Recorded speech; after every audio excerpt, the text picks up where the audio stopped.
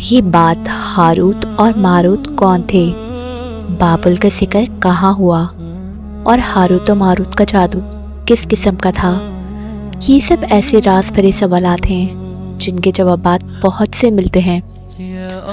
لکھنے والوں نے اس موضوع پر بہت کچھ لکھا ہے، لیکن ان قصوں اور کہانیوں میں حقیقت کو تلاش کرنا ایسا ہی ہے جیسے گہرے سمندر سے موتی نکالنا۔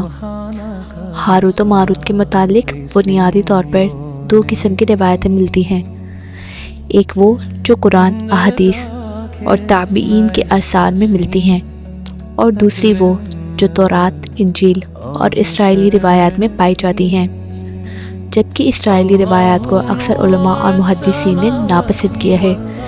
اس ویڈیو میں ہم دونوں قسم کی روایات اور واقعات کو مکمل طور پر پیش کریں گے۔ روایات کے مطابق حضرت جبرائیل علیہ السلام کے زمانے میں ایک مرتبہ آسمان اور زمین کے درمیان سے پردہ ہٹا دیا گیا۔ فرشتوں نے جب زمین پر رہنے والے انسانوں کو دیکھا تو تعجب کیا اور کہا، یا رب العالمین، ہم تو گناہ کے قریب بھی نہیں جاتے، جبکہ یہ بنی آدم گناہوں میں مبتلا ہیں۔ اگر ہم ان کی جگہ ہوتے تو کبھی نافرمانی نہ کرتے۔ اللہ تعالیٰ نے ارشاد فرمایا، انسان کو غصے اور شہوت دی گئی ہے، اگر یہ چیزیں تمہیں دی جائیں تو تم بھی اسی طرح گناہوں میں مبتلا ہو جاؤ گے۔ فرشتے بولے، ہم ایسا ہرگز نہ کریں گے۔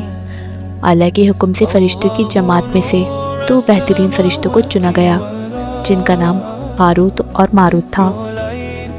اللہ نے ان دونوں میں انسانی فطرت اور شہوت ڈال کر انہیں دنیا میں بھیجا۔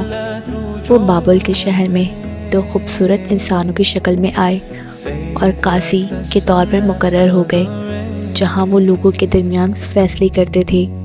ایک دن ان کے پاس ایک عورت اپنا مقدمہ لے کر آئی اور کہا کہ اس کے شوہر اسے بہت تنگ کرتا ہے۔ جب ہاروت و ماروت نے اس عورت کو دیکھا تو اس کی خوبصورتی سے متاثر ہو گئے اور اس پر عاشق ہو گئے۔ انہوں نے اس سے غلط خواہش کا اظہار کیا۔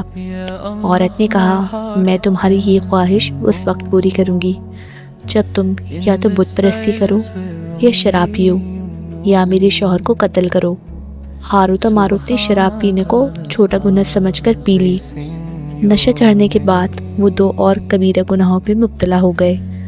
اس عورت نے ان سے آسمان پر چڑھنے کا عمل بھی سیکھ لیا۔ اس کے ذریعے وہ فرشتے آسمان پر جاتے تھے۔ جب وہ عورت اس عمل کے ذریعے آسمان پر پہنچی تو اللہ کے حکم سے اسے ستارے کی شکل دے دی گئی۔ اس عورت کا نام زہرہ تھا، جسے آج وینس کہا جاتا ہے۔ اس واقعے کے بعد ہاروت و ماروت سے وہ عمل بھلا دیا گیا جس کے ذریعے وہ آسمان پر جایا کرتے تھے۔ سزا کے طور پر انہیں بابل کے ایک کنویں میں الٹا لٹکا دیا گیا، جہاں وہ قیامت تک قید رہیں گے۔ یہ ایک اسرائیلی روایت ہے جسے امام ابن کثیر اور فخر الدین رازی جیسے مفسرین نے افسانہ اور من گھڑت کہانی قرار دے کر رد کر دیا، جبکہ امام سیوطی جیسے کچھ علماء اسے مستند سمجھتے ہیں۔ ہاروت و ماروت اور شہر بابل کے حوالے سے ایک اور روایت بھی مشہور ہے۔ اس کے مطابق ایک زمانہ تھا جب بابل زمین پر تہذیب اور تمدن کا مرکز تھا۔ یہاں کے لوگ اپنی عقل اور علم کو بہترین سمجھتے تھے، ستاروں کی پرستش ہوتی تھی اور جادو، تنتر منتر کو بہت اہمیت دی جاتی تھی۔ یہ لوگ جادو میں بہت آگے بڑھ چکے تھے، ان کے جادو دور دور تک مشہور تھے۔ مختصر یہ کہ بابل کا باشندہ ہونا ہی جادوگر ہونے کی علامت سمجھی جاتی تھی۔ جب حضرت سلیمان علیہ السلام کی حکومت آئی تو آپ نے انہیں اس غلط عمل سے روکا اور جادو کی کتابوں کو جمع کر کے اپنی کرسی کے نیچے دفن کر دیا تاکہ اس فتنے کے جڑ سے ختم کر دیا جائے۔ حضرت سلیمان علیہ السلام کی وفات کے بعد شیطان نے ان کتابوں کو نکال کر لوگوں سے کہا کہ سلیمان نبی نہیں بلکہ جادو کے ذریعے حکومت کرتا تھا۔ بنی اسرائیل نے اس بات کو مان لیا اور ان کتابوں کو پڑھنا شروع کر دیا۔ اللہ تعالیٰ نے اس بہتان کی نفی فرماتے ہوئے سورہ بقرہ میں فرمایا، انہوں نے اس چیز کی پیروی کی جو شیطان سلیمان کی بادشاہت کے دوران پڑھتے تھے۔ سلیمان نے کفر نہیں کیا بلکہ شیطان کفر کرتا تھا جو لوگوں کو جادو سکھاتا تھا، اور اس چیزوں کی بھی جو بابل میں ہاروت و ماروت پر نازل ہوئی۔ ہاروت و ماروت کسی کو جادو اس وقت تک نہیں سکھاتے تھے جب تک واضح طور پر یہ نہ کہہ دیتے ہم صرف ایک آزمائش ہیں، بس کفر نہ کرو۔ لیکن جب جادو کا علم بابل میں عام ہو گیا اور لوگوں کے لیے مصیبت اور فساد کا سبب بن گیا، تو اللہ نے ان فرشتوں کو انسانی صورت میں اس لیے بھیجا کہ لوگ جادوگروں کے شہر سے محفوظ ہو جائیں اور ان کے شر سے بچیں۔ مگر افسوس کہ اکثر لوگوں نے اس علم کا غلط اور نقصان دہ استعمال کیا۔ بعض روایات میں اس کنویں کا بھی ذکر ملتا ہے جہاں لوگ جا کر ہاروت و ماروت سے ملاقات کرتے تھے۔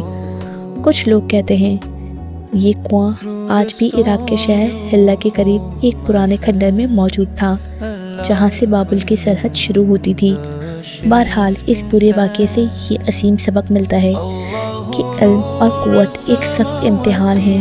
اگر ان کا استعمال فساد اور برائی کے لیے ہو تو یہ تباہی کا سبب بنتے ہیں، اور اگر حق، ہدایت اور حفاظت کے لیے ہو تو وہی چیز رحمت بن جاتی ہے۔